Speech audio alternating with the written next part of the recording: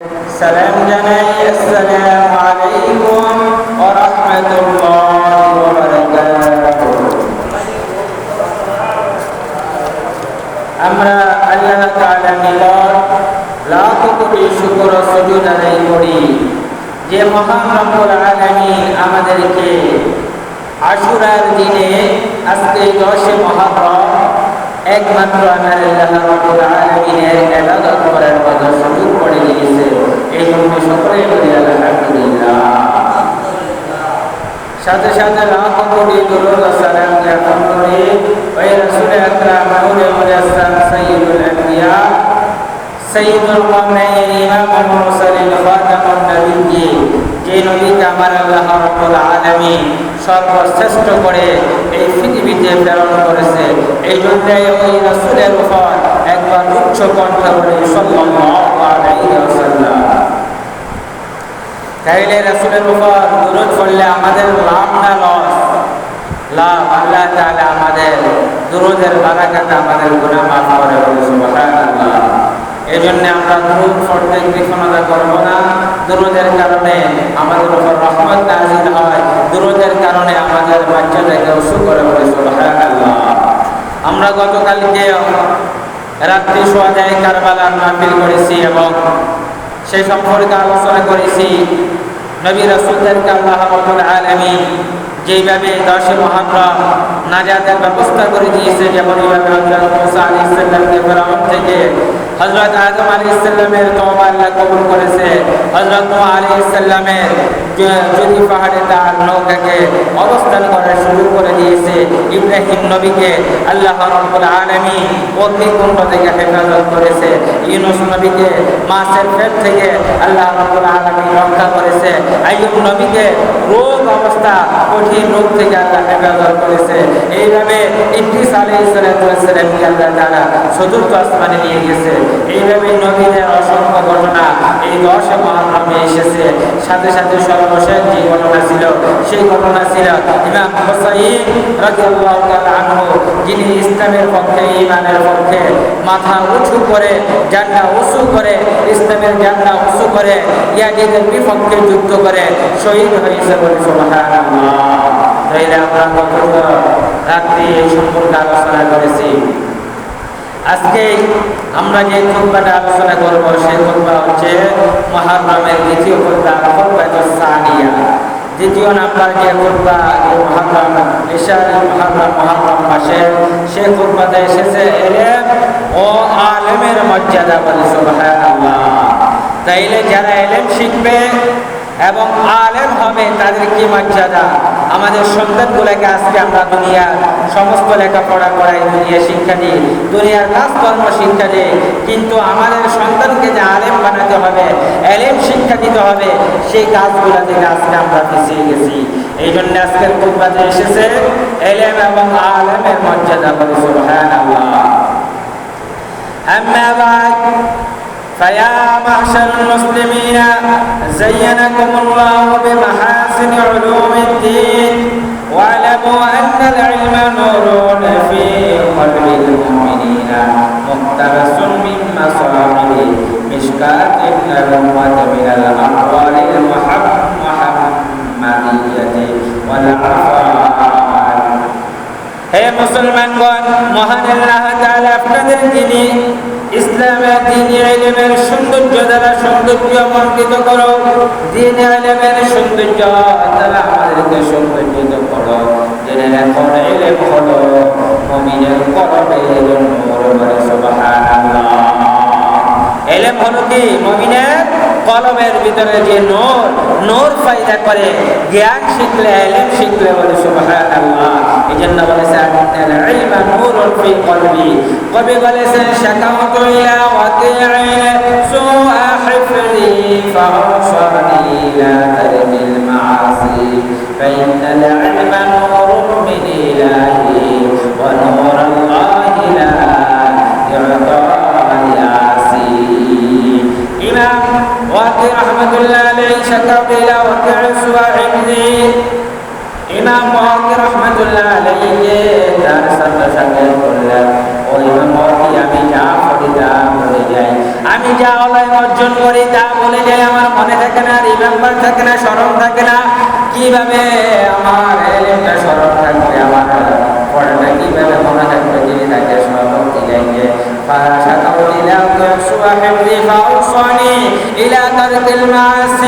তুমি যদি এলেমটা অর্জন করতে চাও, তুমি যদি হাসিল করতে চাও, তাহলে তোমাকে গুনাহ মুক্ত হতে হবে, গুনাহ তোমাকে ছেড়ে দিতে হবে। বলে সুবহানাল্লাহ। তাইলে গুনাহযুক্ত যার কলব, তার ভিতরে কোনোদিন এলেম ঢুকবে না। এই জন্যে তার ভিতরে যত বদমাশি আছে, যত শয়তানি কাজ আছে, তার থেকে প্রকাশ পায়। করি না আলহামদুলিল্লাহ। আজকে বলতে সমাজে যারা ফিতনা ফাসাদ সৃষ্টি করে, তারা হচ্ছে ওই ব্যক্তি যার ভিতরে এলেম নাই, নূর নাই, তার কলমটা হয়ে গেছে শয়তানের কলম। করি না আলহামদুলিল্লাহ। এই শয়তানের কলমকে দূর করতে হলে, গুনাহমুক্ত রাখতে হলে, তাহলে আল্লাহর এলেম আপনার কলমের ভিতরে জারি হবে। বলে সুবহানাল্লাহ। এই জন্য ইমাম মতে বলেন যে ফাইনাল ইলমা নূরুম মিন ইলাহি, ইলমটা হচ্ছে নূর, সেটা আল্লাহ প্রদত্ত দান। ফাইনাল ইলমা নূরুম মিন ইলাহি, এটা ইলাহি থেকে, মহান আল্লাহ তাআলা থেকে আসে। ওয়া নূরুল্লাহ লা ইউতালিয়াসি, আর এই আল্লাহ প্রদত্ত জ্ঞান তাদেরকে দেওয়া হয়, তাদেরকে দেওয়া হয় যাদেরকে আল্লাহ রাব্বুল আলামিন কবুল করে, পছন্দ করে। বলে সুবহানাল্লাহ।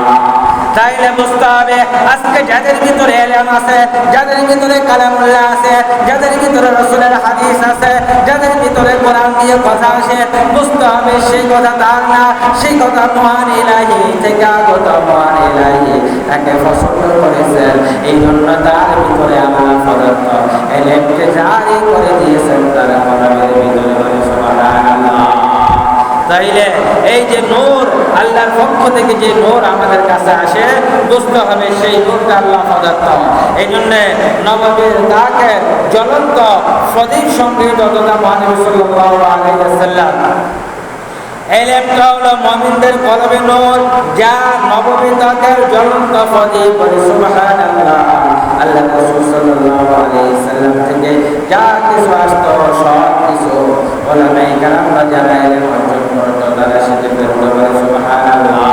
মহানবী সাল্লাল্লাহু আলাইহি ওয়াসাল্লামের আমল আখলাক ও কথাবার্তাগুলো হলো আল্লাহর সদৃশ জ্ঞান রাশি, যা দ্বারা মহান আল্লাহর অস্তিত্ব, তার গুণাবলী, তার বিধানাবলীর সময় সঠিক দিশা লাভ করা যায়। বলে সুবহানাল্লাহ। তাইলে রাসূলের কথাগুলোর মাধ্যমে আল্লাহ তাআলার প্রদত্ত জ্ঞানগুলো এই পৃথিবীতে ছড়িয়ে গেছে। বলে সুবহানাল্লাহ।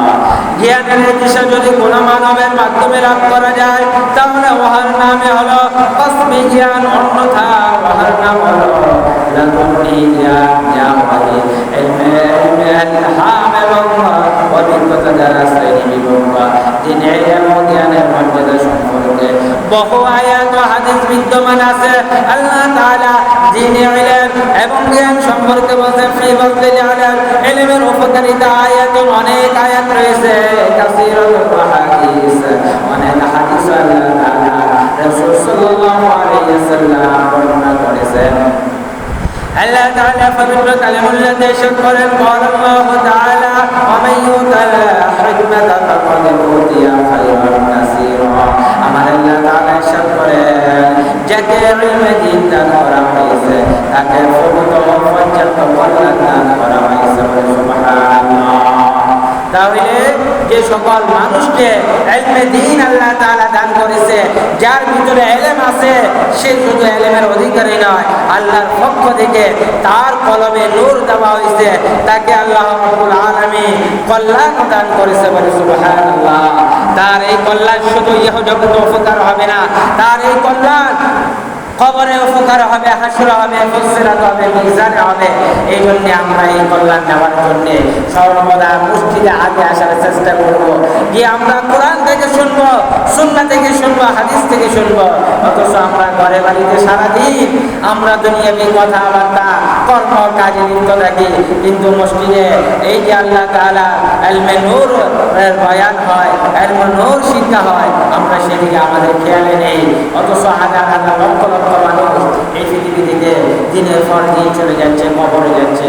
আমরা একবারও চিন্তা করিনি আজকে হয়তো সে বাড়িতে কবরে ডাক দিয়েছে, কালকে আমাকে দিবে। আমাদের এই চিন্তা মাথা আসে না। অথচ আল্লাহ তাআলা সূরাতুল আনকাবুত 21 নম্বর পারায় ইরশাদ করেন, ওয়া মা হাযিহিল হায়াতুদ দুনিয়া ইল্লা লাহু ওয়া লাইবা। এই দুনিয়ার খেল তামাশা, সামান্য কিছু খেল তামাশা এই দুনিয়ার জন্য। ওয়া ইন্নাল আখিরাতা লাহিয়া হায়াওয়ান লাউ কানু ইয়ালামুন।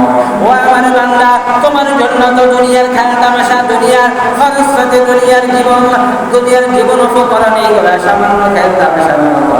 সমস্ত মুমিনদের জন্য হচ্ছে ওয়া ইন্নাল আখিরাতা লাহিয়া হায়াওয়ান লাউ কানু ইয়ালামুন। তারা যদি বুঝতো তাহলে তারা আখিরাতকে প্রাধান্য দিত, আখিরাতকে তারা মেইন টার্গেট করত, যে আখিরাতে যে জীবন আমার জন্য আপনার জন্য শুরু হবে, ওই জীবনের জন্য তার জীবনটা অতিবাহিত করতে হবে। সুবহানাল্লাহ।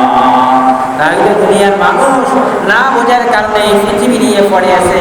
পৃথিবীর লোভ লালসা তার শেষ হয় না। পৃথিবী আরো দরকার, আরো দরকার, আরো চাহিদা দরকার। এই জন্য আমরা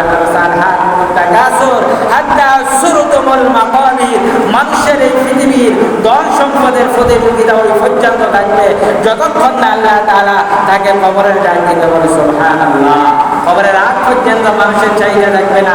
এই ডিমান্ড, এই চাহিদা এই দুনিয়াতে থাকবে। এই চাহিদাকে রেখে রেখে আল্লাহকে সন্তুষ্ট করতে চাইলে আল্লাহ তাআলা আস্তে আস্তে হবে, ইলম অর্জন করতে হবে। এই জন্য আমার আল্লাহ তাআলা অন্যায়তে বলেন, وأيضا قال يرفع الله الذين آمنوا منكم والذين أوتوا العلم درجات। আল্লাহ তাআলা আয়াতে ইরশাদ করেন, আমি আমার মুমিনদের বান্দা যারা আছে তাদের মর্যাদা বৃদ্ধি করে দিয়েছি। যাদেরকে ইলমে দ্বীন অধিকারী করা হয় তিনি তাদের মর্যাদা বহু করে ফেলেছেন। সুবহানাল্লাহ। তাইলে যারা ঈমান ইয়া আল্লাহ, আল্লাহ তাআলা লা ইলাহা ইল্লাল্লাহ বলে ঈমান আনলো, আল্লাহ তাআলা ছাড়া কোনো মাবুদ নাই, সে আল্লাহর উপরে ঈমান এনেছে, তাদের মর্যাদা যদি বৃদ্ধি পায়, আল্লাহ তাআলা বলেন তাদের মধ্য থেকে যারা কোরআন এবং হাদিসের জ্ঞান রাখলো, ইলম শিক্ষা করলো, তাদের যে বহু গুণ মর্যাদা এই ইলমদারীদের, এই আলেমের মধ্যে। সুবহানাল্লাহ। তাইলে সেটা কি সূরাতুল মুজাদালা দ্বারা প্রমাণিত, যে সূরাটা 28 নম্বর পারা। আজকে আমাদের সন্তানগুলোকে আমরা সে শিক্ষা দিচ্ছি না, নিজে তো কোরআন পারেই না, সন্তানকে কোরআন সহি করার জন্য, হাদিস পড়ার জন্য তাগিদ দেয় না, শিক্ষা দেয় না। বলি নাউযুবিল্লাহ। এরকম হবার সন্তান একটা সময় দেখা যায় তাকে ইলমহীন, আল্লাহ প্রদত্ত নূর থেকে যখন তাকে তার কলম নিবৃত রাখে, সেই সন্তানে আপনার বিপক্ষে দাঁড়ায়, মা বাবার খেদমত করে না, মা বাবার বিপক্ষে কথা বলে, মা বাবার জন্য তার মা বাবার কথা শুনতে ভালো লাগে না। বুঝতে হবে ছোটবেলার সেই সন্তানকে আপনি সুশিক্ষা দেননি, সেই সন্তানকে আপনি কোরআন শিক্ষা দেননি, সেই সন্তান ওয়াবিল ওয়ালিদাইনি ইহসান